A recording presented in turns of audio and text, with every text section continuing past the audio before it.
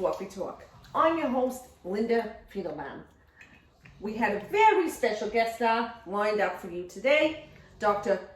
Bernie Geinstein, but unfortunately, he got stuck in the Boca Raton. IV. There's worse places you could be stuck. COVID. Right. He's been stuck there since last March. Oh my God. I know. Oy vey. But lucky for you, our listeners, I've got my best friends here again, Donna Neonatalberg. Oh, Linda, you know, it's my pleasure. And seriously, I have had literally nothing else to do this last few year. So it is my pleasure to be here. I would do anything for you, as you know. Lovely to be on the show again. Love what you've done with the place. Well, thank you. Yes, we did get a new sofa on Chesterfield. Yeah, leather. That's nice. Yeah. We also got some new paint. We changed our set a little bit. Oh, it looks great. It looks great. We got our masks, and we're trying to stay 6 feet apart. 6 feet. Because of the COVID. The COVID. Since it's been 2 years since we did our last education session. 2 years. Can you even believe that? It's been that long. Time flies. Oh, how time flies. It doesn't fly. It just keeps marching on, doesn't it? Right all over our faces. Oh, man. Yeah. No big whoop. No big whoop. Last time we brought you here, we were talking about a transition from the 1 centimeter paper speed to the 3 centimeter paper speed. Right, those strips. Those strips. Not strips. Nope, they're tracings. There's no stripping. Right, babies are around. That's right. That's they go right. Up and down. And sort of. We smooth them out a little bit like butter. That's right. Yeah. I'm with you. I'm with you. This time, we're going to talk about the new guideline that the Society of Gynecologists of Canada has just released. Sounds wonderful. The last time this guideline was updated was in 2007. Let's do a little reminisce. Where were we in July of 2007? Oh my God. Linda, as if I could ever forget, we were in London. We were in London and we were seeing Barbara Streisand's 2007 European tour. Do you remember? I do remember. She came up through the middle of the stage. There were those tears with flowers and the tea. Oh, and her black sequin. Oh, she was looking so good. Oh, that woman. Oh, it was divine. What a night. What a night.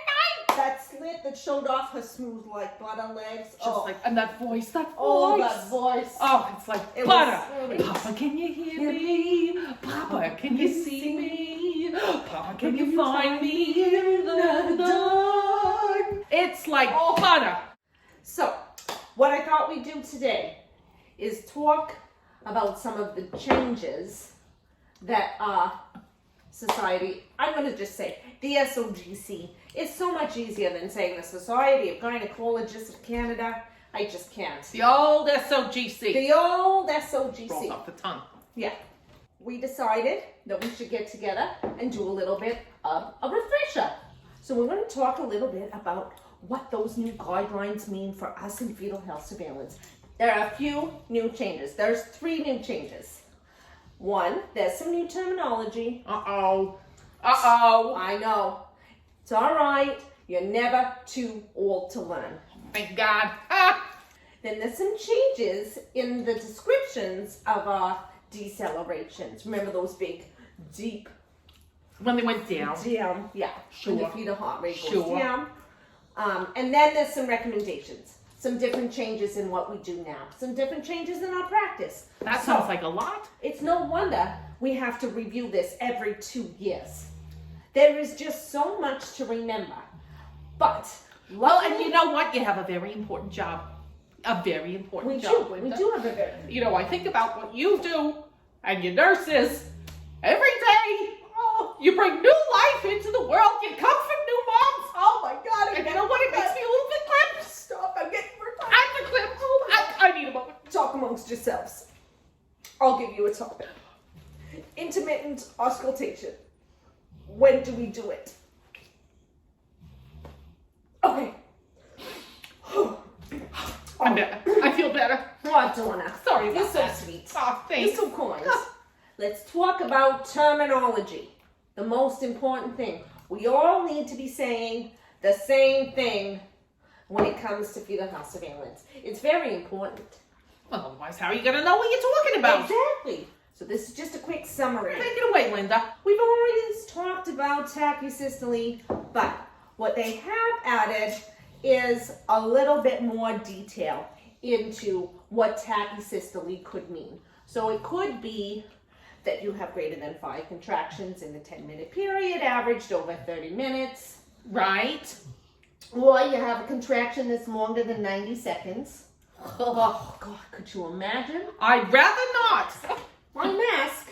I'm so sick of these things. They're always in the way, aren't they? Oh, got it? Yeah, that looks Okay, got better. it. That looks better. Yeah. Yeah, that's better. Okay, perfect. Then you could have the worst one, I think, which would be less than 30 seconds between contractions.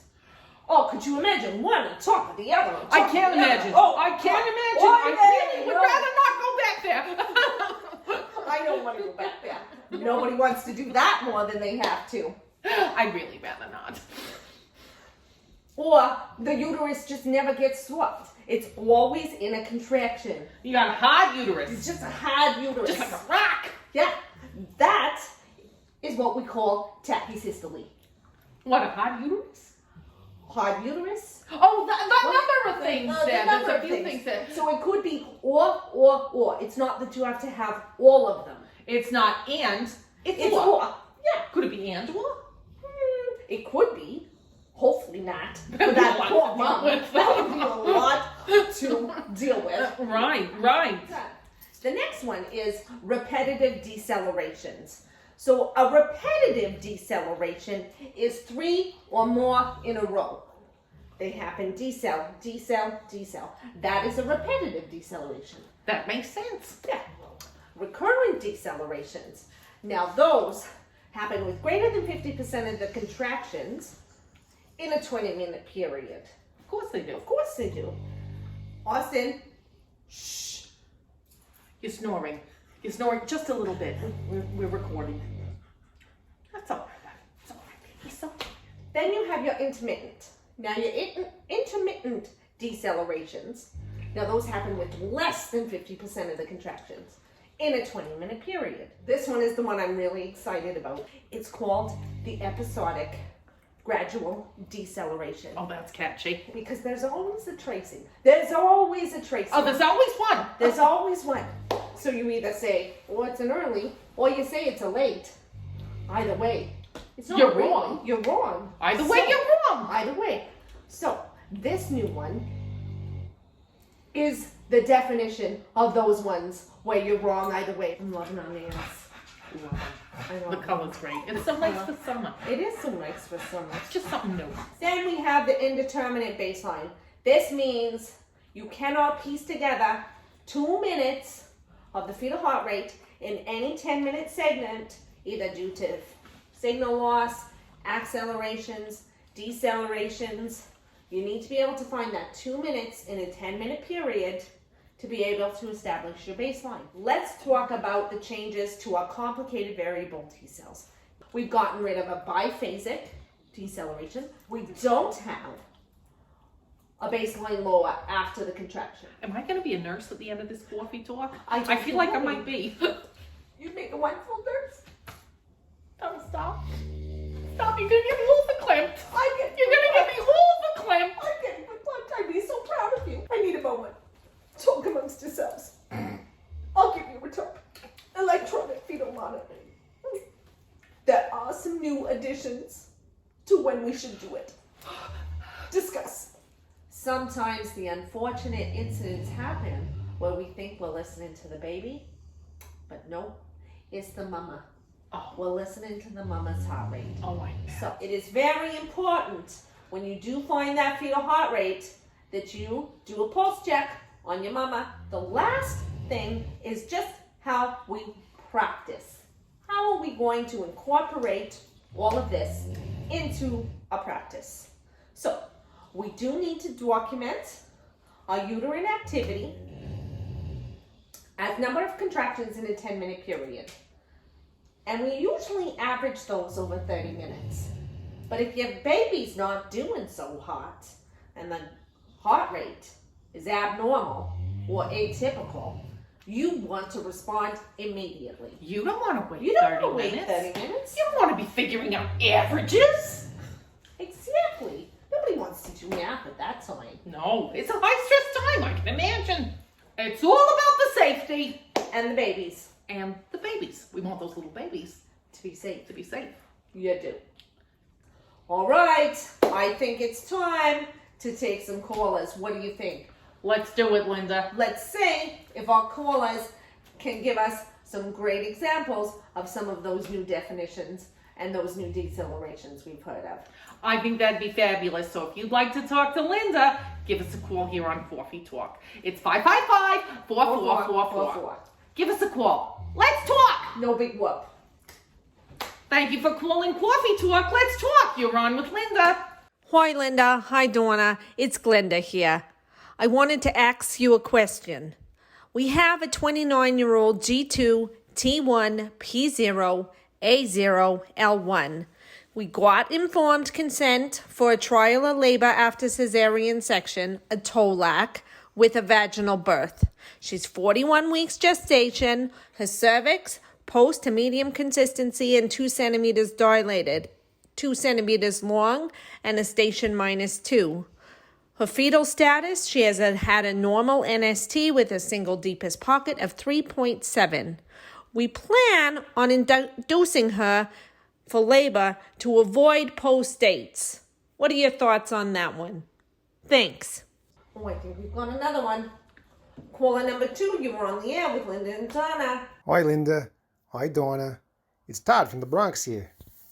Can I just start off by saying you gals look fabulous? I mean, you really get my geschnickels in the knot.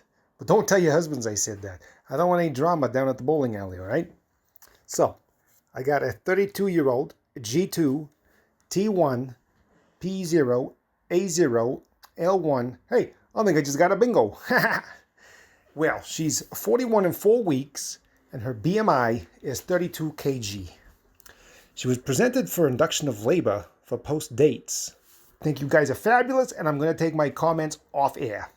Thank you. Lovely ladies. Thanks for calling. Great talk. The board's lighting up.